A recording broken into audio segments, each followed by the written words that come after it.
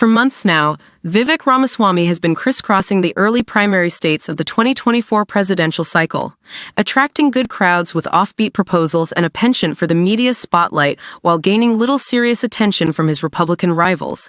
But after a recent surge in the polls and a newly revealed debate strategy memo from allies of Governor Ron DeSantis of Florida that singles him out, he is having a well-timed moment before next week's first Republican primary debate. The staying power of the Ramaswamy rise will now be tested by rival candidates loath to see a political novice elevated as the alternative to Donald J. Trump, the frontrunner whose legal troubles have snowballed. Polling at this stage of a primary campaign can be fickle, but in polling averages, Mr. Ramaswamy, an entrepreneur and author, has grabbed third place behind Mr. DeSantis and Mr. Trump, the former president now facing 4 criminal indictments. More telling, Mr. Ramaswamy's national poll numbers are rising while Mr. DeSantis' slide, putting him just behind the candidate most often seen as the strongest Trump challenger. In a new Fox News poll, support for Mr. Ramaswamy more than doubled since the previous poll to 11%, compared with Mr. DeSantis' 16% and Mr. Trump's 53%. And Mr. Ramaswamy closed the gap between himself and Mr. DeSantis from 17 percentage points to 5. Those numbers, no matter how you weigh polling, speak for themselves, said Fred Doucette, a member of the New Hampshire State House and Mr. Ramaswamy's state party chairman. The DeSantis campaign dismisses those numbers, saying that Mr. DeSantis has weathered more attack advertising than any other candidate, but is still standing in second place. This primary is a two-man race, said Brian Griffin, the DeSantis campaign press secretary. But only Ron DeSantis can beat Joe Biden. But documents posted by Axiom Strategies, a company owned by Jeff Rowe, the chief strategist of the DeSantis super PAC, Never Back Down, make clear that Mr. Ramaswamy is viewed as a threat. The memos detail how Mr. Ramaswamy has attacked Mr. DeSantis and outline key vulnerabilities for Mr. Ramaswamy now that he is gaining prominence. Some of those attack lines focus on his past, support in his 2022 book for very high inheritance taxes with real teeth, a business partnership in 2018 with a Chinese state-owned firm, and economic and social positions no longer in favor with most Republican voters, including free trade and transgender rights. His business ventures, which made him a wealthy man but left others financially smarting, are only now beginning to garner attention. Other vulnerabilities are more current.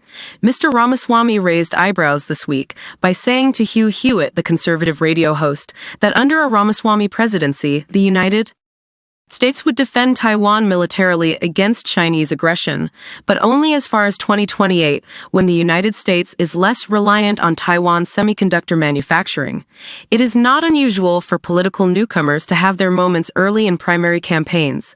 In the 2012 Republican primary cycle, then Representative Michelle Bachmann traded polling leads with the pizza executive Herman Cain before Republican voters settled on the safest choice, Mitt Romney.